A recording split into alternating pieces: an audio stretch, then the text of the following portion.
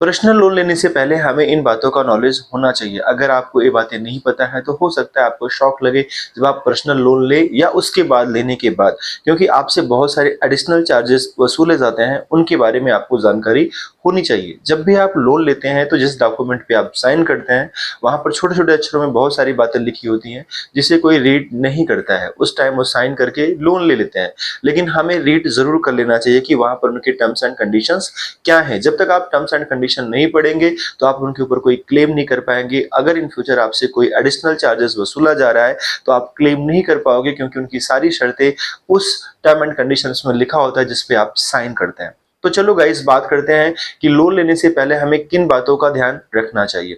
जैसे सबसे पहली चीज होती है, जब आप लोन लेने जाते हो तो आपसे वसूला जाता है प्रोसेसिंग फी।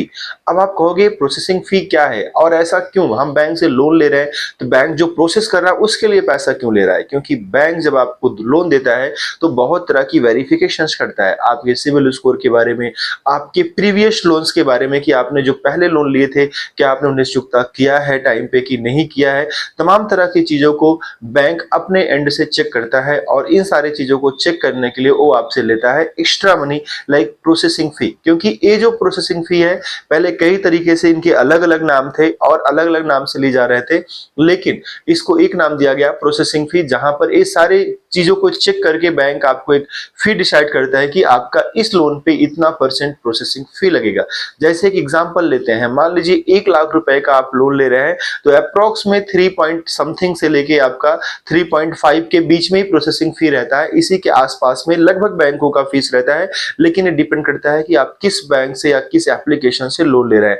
हर एक एप्लीकेशन या हर एक बैंक का प्रोसेसिंग फी अलग अलग है, उनके चार्जेस सबके अलग अलग हैं। तो जब भी लोन ले तो उस बैंक का प्रोसेसिंग फीस जरूर जान लें। और अगर आप लोन ले रहे हैं, मार्केट में बहुत सारे प्लेटफॉर्म है, तो हमें कंपेयर भी कर लेना चाहिए किनकी प्रोसेसिंग फी कम है और किनके अदर चार्जेस जो है वो सारी चीजें कम है। हमें वहां से लोन लेना प्रेफर करना चाहिए, बट ध्यान रहे वो रजिस्टर्ड प्लेटफॉर्म होना चाहिए। तो गाइस, जैसे अगर आपने 1 लाख रुपए का लोन लिया और अगर आपको 3% प्रोसेसिंग फी देना पड़ रहा है तो 1 लाख के पीछे आपको 3,000 रुपए प्रोसेसिंग फी भी ऐड करना पड़ेगा। जनरली जब हम लोन लेते हैं तो हमें लगता है कि चलो 1 लाख के पीछे 3,000 क्या ही है, लेकिन ये इतना छोटा भी रकम नहीं है। अगर ये रकम बढ़ता है तो प्रोसेसिंग फी भी बढ़ता है। अब आप कहेंगे सर प्रोसेसिंग फी क्यों बढ़ रहा है? क्योंकि बैंक ने डिसाइड कर रखा है कि हम इसके लिए इतना ही परसेंट लेंगे, जबकि प्रोसेसिंग फी का मतलब बैंक क्या कहता है कि हम आपके लोन के लिए जो प्रोसेस करते हैं उसके लिए पैसा लेते हैं, बहुत सारे वेरिफिकेशन हमें करने पड़ते हैं, उसके लिए पैसा लेते हैं। तो अगर आप चाहे 1 लाख लोन लो चाहे आप 10 लाख लोन लो, प्रोसेस तो उसका वेरिफिकेशन का वही है, लेकिन बैंक ने कहीं ना कहीं एक तरीके से इसको भी ऐड कर रखा है। कोई भी अगर आपको लोन दे रहा है तो उसका भी मोटिव यही है कि वो पैसा वहां से ज्यादा अर्न करे, कस्टमर से पैसा उसे कई तरीके से मिले। तो इसलिए उसने फिक्स कर दिया है कि प्रोसेसिंग फीस तो इतना ही लगेगा, आप लोन की रकम कम लो या ज्यादा लो, वो 3% है तो 3% ही रहेगा। या उन्होंने डिसाइड कर रखा होगा एक अमाउंट, जिस अमाउंट को वो आपसे processing fee as a processing fee लेते हैं। तो गाइज, इन बातों का ध्यान रखना, किस बैंक का कितना प्रोसेसिंग फी है। जैसे मुझे पता है बजाज फिन सर्व का जो है प्रोसेसिंग फी 3.93% है।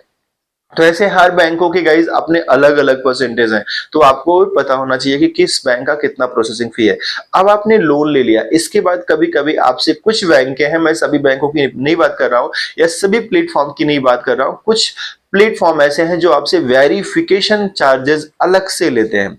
अब आप कहेंगे सर प्रोसेसिंग फी और वेरिफिकेशन, तो वो आपको बताने का एग्जांपल अलग तरीके से बताते हैं कि प्रोसेसिंग में हम जो प्रोसेस करते हैं, वेरिफिकेशन में हम जो वेरीफाई करते हैं कि आपकी प्रीवियस लोन, या इस तरीके से आपको बता के वेरिफिकेशन फी अलग से चार्ज किया जाता है। ध्यान रहे ज्यादातर केसेस में जब आप लोन लेते हैं तो ये बातें आपको पहले नहीं बताई जाती हैं, ताकि आप लोन लेने से न डरे। और जब आप प्रोसेस करने जाते हैं तो आप फिर सोचते हैं चलो 100-200 रुपए से क्या ही हो जाता है, और ऐसा सोच के आप लोन अपना ले लेते हैं और ये एडिशनल चार्जेस आपको देना पड़ता है। तो वेरिफिकेशन चार्जेस के नाम पे भी बहुत सारे लोग आपसे अलग से पैसा चार्ज करते हैं, 200, 300, 400 कुछ भी हो सकता है, उनके एंड से है कि वो कितना डिसाइड करते हैं। लेकिन कभी कभी बहुत सारे बैंक ऐसी हैं, बहुत सारे ऐसे प्लेटफॉर्म है जो वेरिफिकेशन नाम ना देके आपको अदर चार्जेस का ऑप्शन देते हैं कि आपके जो अदर चार्जेस लग रहे हैं वो आपके इतने लग रहे हैं। मतलब ये अदर चार्जेस क्या है, तो उसमें अदर में क्या आएगा, वो बहुत सारी चीजें आपको गिना सकते हैं। तो गाइज ये एक इनकम का तरीका है जिससे बैंकें भी अपना इनकम करती हैं जब किसी को लोन देती हैं, क्योंकि वो अपना पैसा आपको दे रही है, तो सिंपल सी बात है वो भी अर्न करना चाहते हैं, वो भी कुछ पैसे आपसे वसूलने चाहते हैं। तो इस तरीके से आपसे वो चार्जेस लगा लेते हैं, वेरिफिकेशन चार्जेस।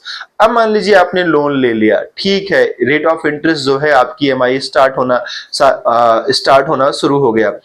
उसके बाद क्या होता है कि कुछ केसेस में ऐसा भी होता है कि आप अपनी एक दो ईएमआई भरते हैं, उसके बाद आप नहीं भर पा रहे हैं, आपकी ईएमआई लेट हो रही है, तो आपको बैंक दो ऑप्शन देता है, मैक्सिमम प्लेटफॉर्म आपको दो ऑप्शन देते हैं। पहला ऑप्शन तो आपको ये देते हैं कि चलो जो आप लोन ले रहे हो इस लोन का आप जो है इंश्योरेंस करा लो। अगर आप इंश्योरेंस करा लोगे, इन फ्यूचर अगर आप कोई किस्त नहीं भर पा रहे हो तो हम आपको परेशान नहीं करेंगे, हम बीमा कंपनी को परेशान करेंगे। मतलब आपको पता है ना पर्सनल लोन में कितनी प्रॉब्लम्स आती है, गाली ग्लॉस भी होने लगता है जब आप एक टाइम के बाद नहीं जमा करते हैं, तो आपको धमकियां मिलना शुरू हो जाती हैं, तमाम तरह की चीजें होने लगती हैं। पर्सनल लोन बहुत ही डेंजरस है गाइस, ये इतना आसान नहीं जितना लोग समझते हैं।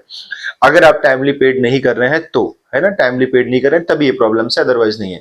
तो गाइज आपको एक ऑप्शन देते हैं कि आप इसका बीमा करा लीजिए। बीमा कराने के लिए भी आपको एडिशनल चार्ज देना पड़ता है, क्योंकि अपने उस लोन अमाउंट पे आप क्या करा रहे हो, इंश्योरेंस करा रहे हो। अगर आप अपने बीमा अमाउंट पे इंश्योरेंस कराओगे तो आपको एडिशनल चार्ज तो देना पड़ेगा, लेकिन उस केस में क्या होगा, बैंक आपको परेशान ना करके वो बीमा कंपनी से वसूलने की कोशिश करेगी, या बीमा कंपनी से वसूलेगी, तो उसमें आपका एनरोलमेंट नहीं रह जाएगा कंपनी से जिससे आपने लोन ले रखा है।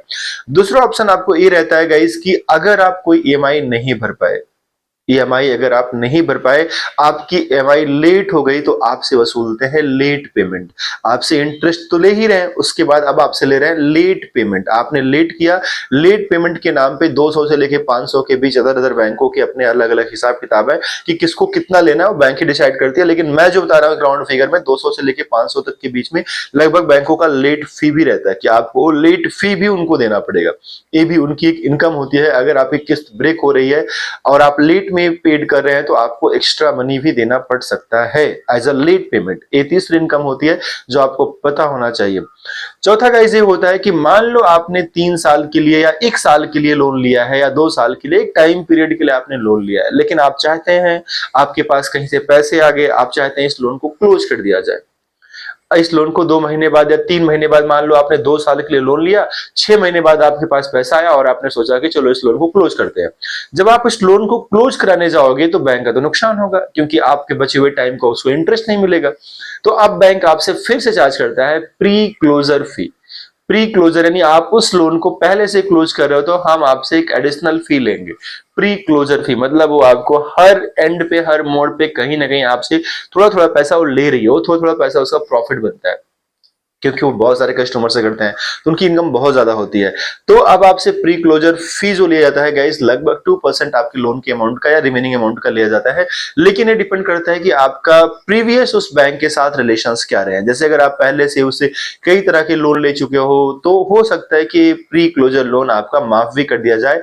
ये टोटली बैंक के ऊपर डिपेंड होता है, बैंक आपके साथ कुछ भी कर सकता है, इसे माफ भी कर सकता है या आपका चार्जेस लगा भी सकता है। सो ये प्री क्लोजर फी के नाम पे लेते हैं आपसे एडिशनल मनी।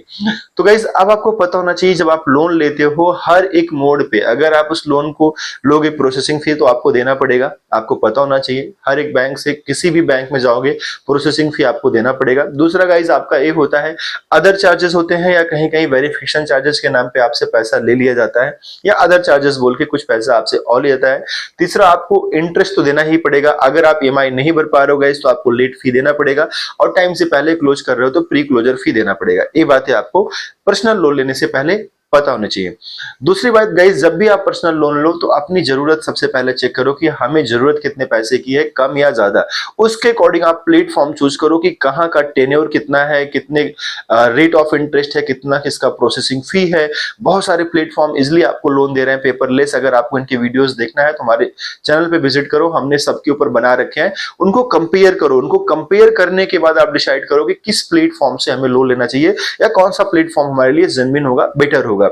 बट ये ध्यान है, वो एनबीएफसी से अप्रूव होना चाहिए, आरबीआई से रजिस्टर्ड होना चाहिए। वो सारी चीजें आप जरूर अपने एंड से चेक कर लेना, और फर्जी एप्लीकेशन के थ्रू मत लेना। बहुत सारे चाइनीज एप्लीकेशन हैं जहां पर लोग फंस जाते हैं, वो सारी चीजों से अवॉइड करना। जो इंडियंस मेड एप्लीकेशन है, जो एक प्रॉपर एप्लीकेशन है, उन एप्लीकेशन के थ्रू या आप बैंक विजिट करके लोन लेने की कोशिश करना। ये सारी चीजें हैं गाइस। अगर आपको हमारा वीडियो थोड़ा भी हेल्पफुल लगा तो जरूर सपोर्ट करिएगा। अगर आप इससे रिलेटेड वीडियोस देखना चाहते हैं तो आप हमारे चैनल पे विजिट करो, क्योंकि हमारे चैनल पे आपको फाइनेंशियल रिलेटेड वीडियोस ही मिलते हैं। आप लोन कैसे लेंगे या बहुत सारी चीजें, स्टॉक मार्केट में कैसे इन्वेस्ट करेंगे, उन सारी टॉपिक्स के ऊपर हम वीडियोस कवर करते हैं। तो आप हमारे चैनल को विजिट कर सकते हैं। Thank you guys.